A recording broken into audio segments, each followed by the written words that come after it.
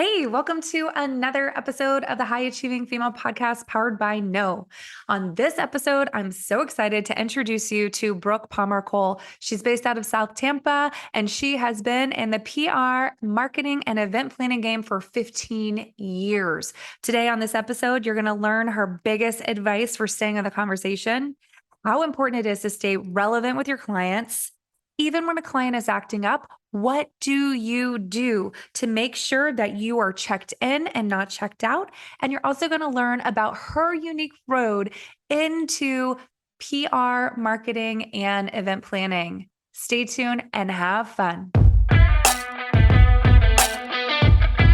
Welcome to the High Achieving Female Podcast powered by No, where we believe high achieving female leaders deserve to be known.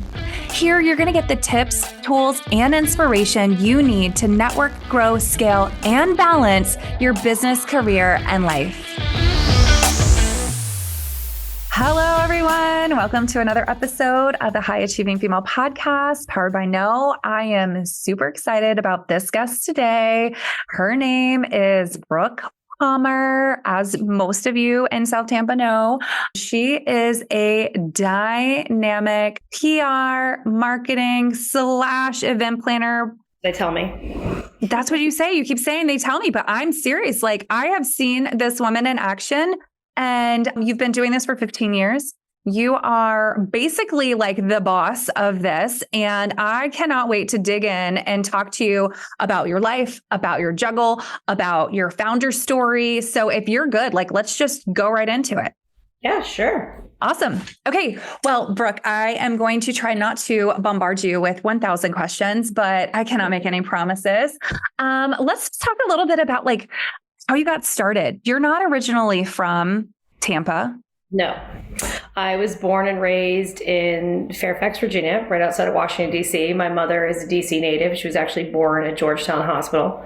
So I grew up there my whole life, and I played lacrosse and was recruited to play lacrosse at Vanderbilt University in Nashville, Tennessee. So went to Nashville for 4 years, absolutely loved it. Ironically, a boyfriend I had from Nashville was from the Tampa area, from St. Pete, actually, and came down to visit. Now, I've been visiting the Sarasota area as a child, and I always liked it. My mom used to tell me when I was little that I just always wanted a palm tree in my house. And I actually found a vision board from when I was in the 8th or 9th grade. And my vision board had on it a red car, Disney World, a palm tree, a manatee, and all those things I've actually manifested in my life. Oh, wow. To this day. So, and it's hanging on the wall of my office in a frame because it's funny. I haven't really changed that trajectory, I suppose. So I came to graduate school at the University of South Florida in St. Pete and just fell in love with the area and stayed and have just been a happy Tampa resident ever since. Ironically, I did come full circle and went back to school at Georgetown in DC and just completed my master's degree at Georgetown. So I did get my DC roots back a little bit, but I'm truly a Florida girl at heart. I've lived in Florida now more than I lived in the Washington area. So I guess that's something to be said for that. Man, congratulations on that endeavor, because as we start talking about your very full life and the juggle, I'm going to try to figure out how you fit in this new degree that you now have. But before we get into that, tell me what your very first job was right out of college. Oh, right out of college? Yes. When I moved to Tampa, part of what I wanted to do before I went to grad school was to work in a zoo and to be a zookeeper. So I was hired at Busch Gardens. I beat out over 100 people to be a zookeeper at Busch Gardens my first year I lived in Tampa, and I loved every second of it. I can honestly say it's still probably, to this day, was one of my favorite jobs. I think it has aligned me. PR is kind of like dealing with zoo animals. So not much different. You're still shoveling a lot of poo and, cutting through it all. So, but it was a fantastic job. I loved working with I'm still friends with my coworkers today. We Facebook all the time. I actually have pit bulls because of one of my coworkers. So certainly has influenced me in a way that, again, I didn't think would be possible, but was an outstanding year of my life. I just loved every minute of it. That's so fun because I always love to kind of see like where did we start, like, and then how did we get here? So from zookeeper to event planner extraordinaire, like what was that like? How did you get into events and then PR and all of that? And then where did that come from? Well, full disclosure, I was making $7.12 an hour at Busch Gardens, working 37 hours a week. I wasn't technically a full-time employee because they put me on part-time because they didn't want to give me benefits, even though I worked practically 40 hours a week. So there's that. So I think at some point my father was like, okay, you have a degree from Vanderbilt in molecular biology, and I know that you're going to go to grad school and you're in grad school and all that, but this is kind of not really the job that's making me a ton of money. At least I couldn't even pay my bills, to be honest. It wasn't a living wage. So I was approached. I don't even say I was approached. I met a gentleman who ended up becoming my mentor, Dr. Randy Feldman, at a party. And we just became really good friends. And he just liked my energy. And he was like, we're looking for someone to kind of help run my nonprofit, my group, just doing events on the side. Is that something you'd be interested in? And I'm like, okay, I'm going to be a veterinarian. Like, I don't know anything about it. He's like, well, no, I just think you're smart and you're the type of person who could represent us. And it just might be a good fit. Like, just come interview with us. And I went to the Carrabba's on Southdale Mabry, I'll never forget, and interviewed with them. And they were paying, $25 an hour, which in grad school, and even now, like at that time, if I work 10 hours a week and I'm making more money in 10 hours and I'm working 37 hours at the zoo. And at that point I had left the zoo because of my graduate school commitments. So this was allowing me to be a little more flexible. So I started with them June of that same year I left the zoo and worked for them for 3.5 years. And they didn't even have a website. They didn't know how to do events. They were doing events, but they weren't doing them as well as they could have. And I just think I was born out of a natural talent I had, being a daughter of a woman who'd always entertained growing up. And I was the unofficial social chair of my sorority. So suddenly I'm thrust into this world of event planning. And then they needed PR just to really talk about the organization. And that started, which then led me into meeting some professional athletes and my former business partner. And suddenly these professional athletes are like, well, I need to tell people about my event. And I'm like, oh, how is this possible that the Tampa Bay Buccaneers aren't behind you, the Tampa Bay Lightning? Well, it was possible. It still is possible. I mean, these players really had to do it themselves. So suddenly I was learning to be a PR person out of nowhere. And that was not my intention. And I say that all the time. Everybody's like, well, you're doing all these great events and how are you doing PR? Well, PR just naturally came out of what I was doing. Doing event marketing. And when you're doing event marketing, it turns into PR in the sense that I was being approached I had friends in the news media. I was being approached by news media. So I had to figure it out. Like, how are you going to write a proper press release and really disseminate the information in a way that's meaningful and effective for the audience, and which at the time was Tampa Bay. So it was a very somewhat unconventional way to get into PR, but it was very organic. And now that I look back on it, I remember I had a friend who was really into PR. And actually, I ran into her at Publix last week, which is pretty funny because she gave me my first media list. Me about it. She was like, wow, who'd have thought? I'm like, right? I was like, what am I doing? And she's like, okay, girl, look, you can do this. This isn't hard. You can write. You're smart. And, it sort of started in just a very random way, but I'm so happy that it landed that way. It's really been beneficial to my clients, and not only my event clients, but clearly my hospitality and truly public relations clients. I've loved every minute of it. So I love that. But, wow. You can do, if you're smart. I mean, I kind of treated it like a science experiment. I was a scientist. So there's a hypothesis, there's a control, there's a middle and a conclusion. So it's the same thing with PR and events. You got to start it, you got to finish it. 100%. I love that you just said that, because I was actually just going to say, like, you are the epitome of self-made, like, figure it out, get it done, make it happen. Like, you are Brooke, the make it happen Palmer. That's what I'm going to call you from now on. Okay. So question for you, PR or events, which ones, where's the passion? Where's the love? I don't know that there's that's a really interesting question. I think that I'm passionate about them both for different reasons. I was always passionate about events because I was very good at it. It was very natural to me. I've thrown some amazing parties. Fortunately, I know, Sarah, you've been to some of them, and I think that I've had some really exceptional clients who have allowed me to do unbelievably ridiculous things. But from a PR side, there's nothing better than like when you land that story in the Wall Street Journal, or you get a client on the Today Show, or you have half the morning newscast and it's from your client. That's so rewarding because you know that it paid off, that your work isn't for naught. One of my clients during COVID, I garnered them over $7 million in press and they were closed. Wow. So you have to look at things in a way where, can you do it without me? Sure. Can you do it as well as I can do it without you? Probably not. And now I say, like, look, go ahead and try. I'm always going to be here. I'm never going to burn that bridge. I'm going to be everybody's biggest cheerleader. I mean, as I told you right now, I'm sitting in one of my clients' offices, but they also understand that part of what I do is sell their brand all the way through. So yes, whether I'm sitting here talking about my, coffee on board, Kawa Coffee, which by the way, they can sponsor a no event, or I'm certainly pushing, some of the top steakhouse in the country. It doesn't matter what it is.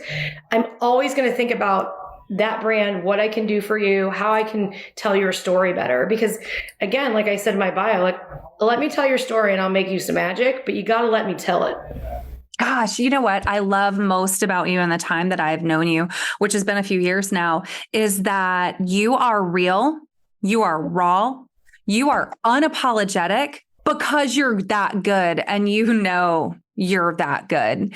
And if people are fortunate enough to work with you and to come to know you, they will also find out that you're like extremely loyal. You are a fighter for the people that you love, that you are like such a genuine, authentic person and not just a business owner, right? Like it's not about just the win or just the client or just the contract. Like you literally go to work for your clients, for your friends, for your family. And I just had to say that because I'm just so impressed by you. But what you've done is you have taken the essence of Brooke Make It Happen Palmer to into your business. And that's why you have raving clients and raving fans and so much success. Well, I appreciate that, Sarah. I mean, maybe you should be my publicist, clearly, but I think that I learned all of that from my father. I grew up with this entrepreneurial spirit instilled in me. And the one thing my father has always said was, be the cream that rises to the top of the cup. Yeah. Like, you're never as good as the other person, whether it's the warehouse guy or your vice president. It doesn't matter. The door is always open. And to me, I'm going to lose clients. I'm going to gain clients. I have a client who announced something today, and they got some press because they had a paid story in one of the publications. And I thought to myself, I could have taken this much farther, but it's okay. I still congratulated him. Mm-hmm. I'm super happy for him. If he ever comes back to me, I would be there for him. And I try when clients leave, if they're leaving for a monetary reason, sometimes it's personal. And that hurts. And it has been personal. I've been called some pretty crappy things, but as a PR person, you just got to move on and say, yes. If you think I've wasted your time, then I'm sorry for that, because the results are proof in the pudding. I'm always going to put my money where my mouth is. It's never about the retainer to me. It's why I stay a boutique firm. I mean, I could have a conference room and 20 people working for me. And I think to myself, that's just not who I am. Mm-hmm. Sometimes I wonder why I didn't go that route. And I think it's because of, like you said, I really enjoy having that personal touch with my clients and knowing that they're getting me. They're not getting some account executive that they're paying my firm, $2,000, $3,000, $4,000, $5,000, $6,000 a month, and they're not seeing results. They're just getting a crappy report at the end of the month. I don't believe in that. I never believe in that. It's not my ethos. And you're right. I do make business personal. I don't know how not to be. I'm not very good at that, truly. I need to separate it a little more. I know you, Sarah, you and I are a lot alike that way. But I also, and pardon the pun, I don't claim to know what I don't know. I'll go out And I'll surround myself with people who do know what they're doing, who do know how to be an ally. I'm going to be everybody's ally in business, in a personal life. And the loyalty thing to me, that just speaks to itself. I've had clients for years. One client I've had for, actually 2 clients I've had for over a decade. Wow. That says something. Like, they're not jumping ship, and it's not about every month me getting a get. It's about me being consistent and loyal and always having their best interests at heart. And there's a trust built there. If they went and hired somebody else at this point, I always joke and say, like, I have all the passwords, so you have the keys to the kingdom. That's not even it. It's, they trust me. I trust them. I treat their business as if it was my own.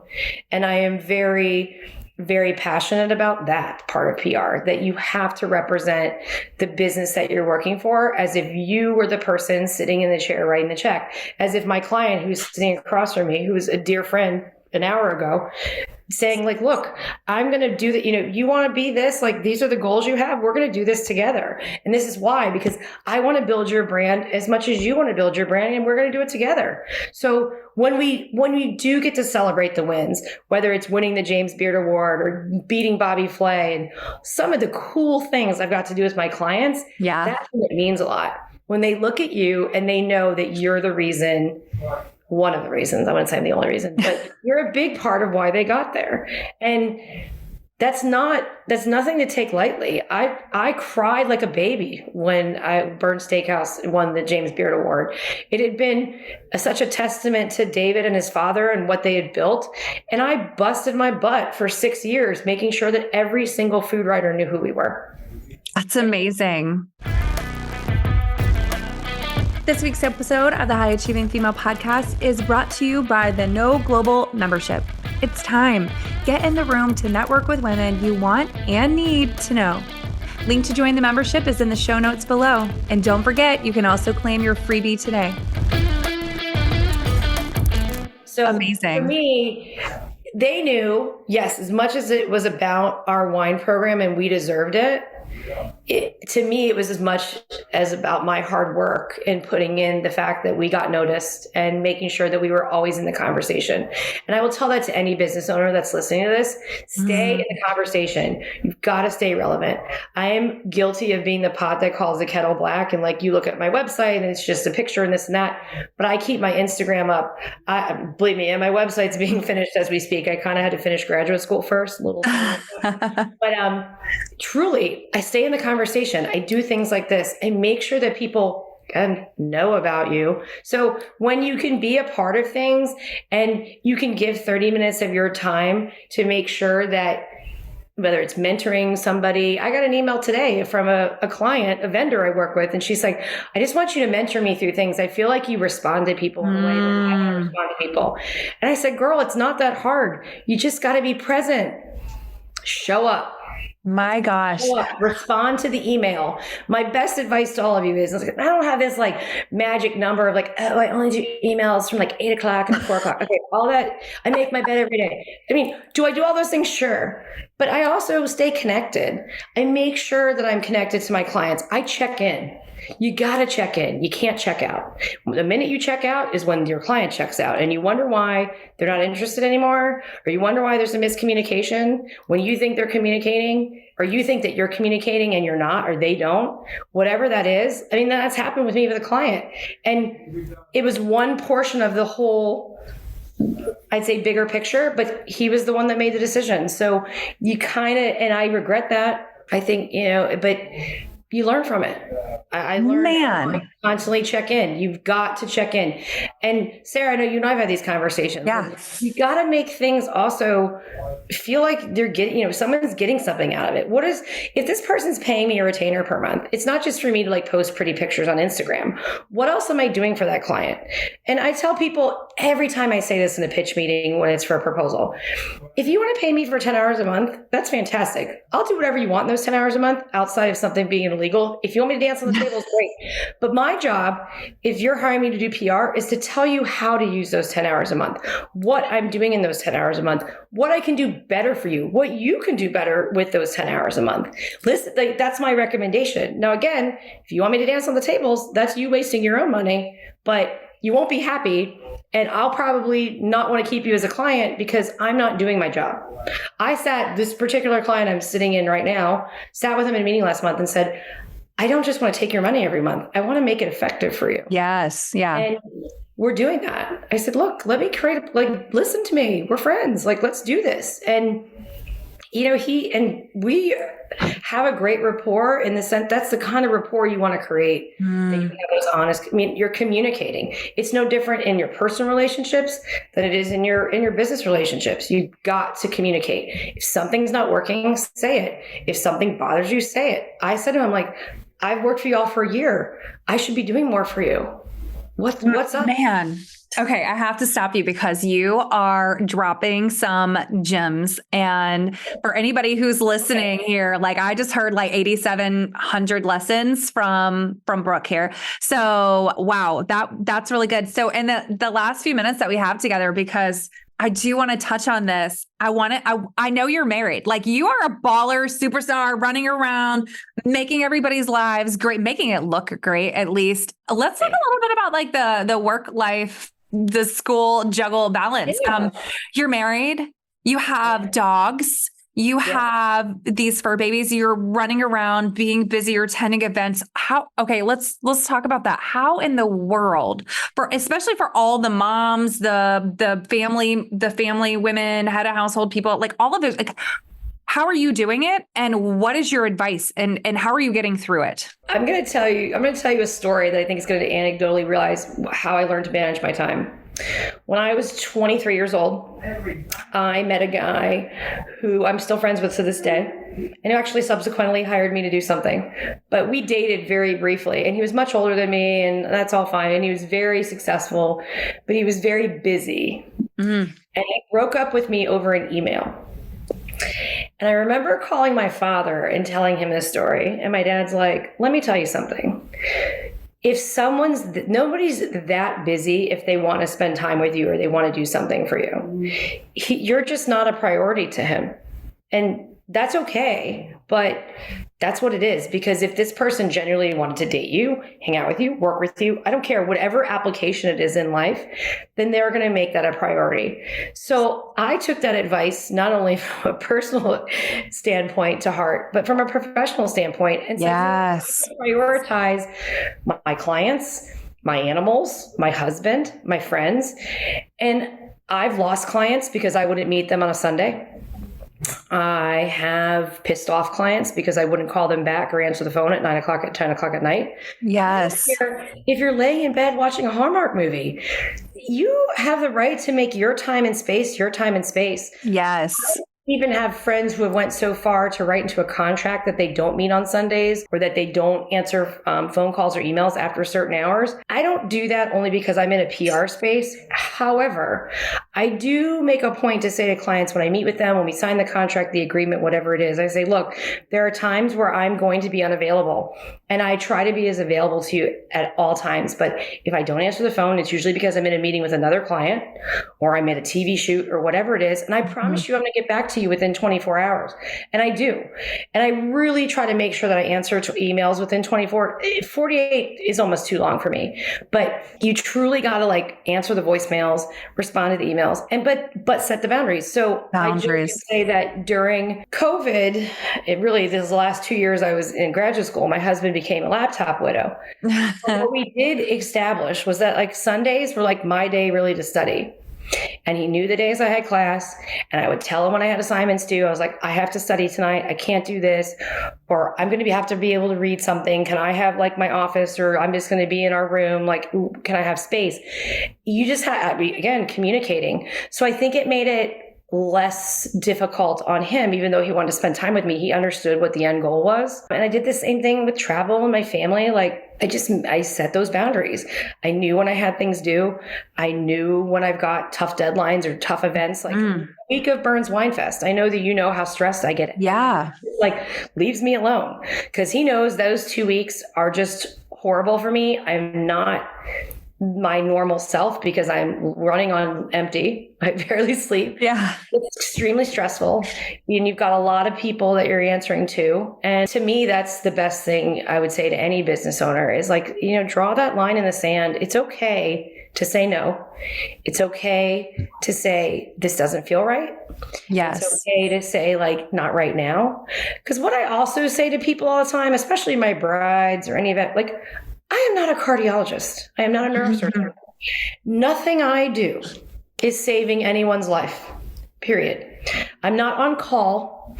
I am not your slave. I am the person that will talk to you about colors of peach till endless hours of the night. However, sometimes that's not today. And it's okay if it's not today. It'll be some point. I'll be your best friend. You're going to hate me, all of it. That's true with any PR and event clients, but sometimes it's just not today. That's so good. What a great reminder to set boundaries and to really just keep it in perspective, like exactly what you said. Like, I had a coach that really taught me to do that when I've had severe bouts of depression and truly, admittedly, this last year, the people who are listening, I've lost 7 family members, including my mentor I spoke of, and my aunt and my godfather. I mean, 3 really important people in my life, and my dog. So let's say 4. Mm-hmm. 4 out of the 7, even at the 7, one was my cousin. I mean, it's just been awful. Point is, though, it's okay to also know when you're not okay. It's okay to say, like, again, not today. Yeah, I need some space. I got to take a breath. And my life coach, again, years ago, when I was in one of those ridiculously bad relationships, she actually used to say to me all the time, set the boundary, set the boundary, set the boundary. And I never got that out of my head in the sense that it works true in all aspects of your life. I don't even care if it's at like your Orange Theory class and you're like, hey, my boundary is a 6.0. I am not doing the hill. That is okay. Guess what? There's no Orange Theory police that's going to come yell at you and like push the treadmill out of the way. You have to know what's right for you. What makes you feel good? What makes you want to wake up in the morning and not scream and yell and not feel like today is going to be such a daunting day? I used to have those days. Those days are gone because I choose me. Yes. I choose my family. I choose my dogs. I will put my dogs, my husband, and my family before anything, any event, any paycheck, even my friends. My friends, I put them before clients all the time.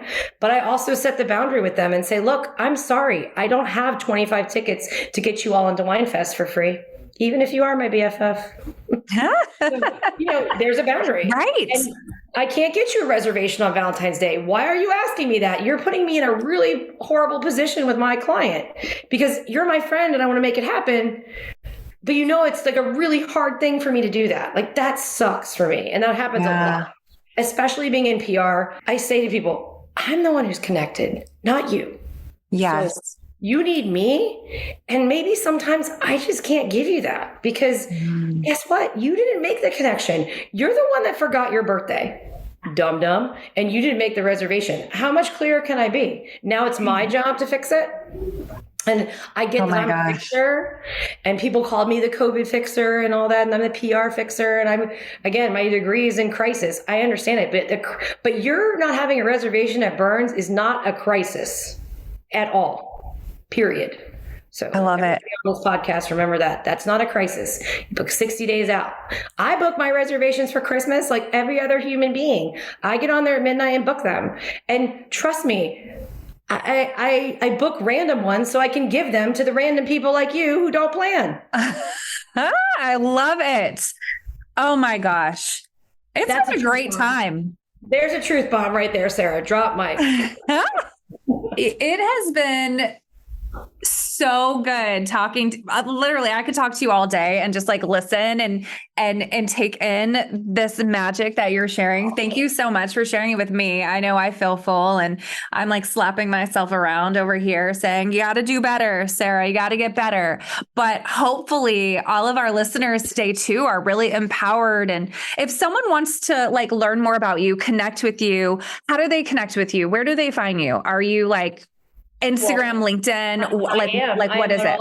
I'm on all the things, Instagram, LinkedIn, Facebook, all RSBP events. You can find me, Brooke Palmer am I Brooke Palmer Kuhl on LinkedIn? You should probably tell me that, Sarah.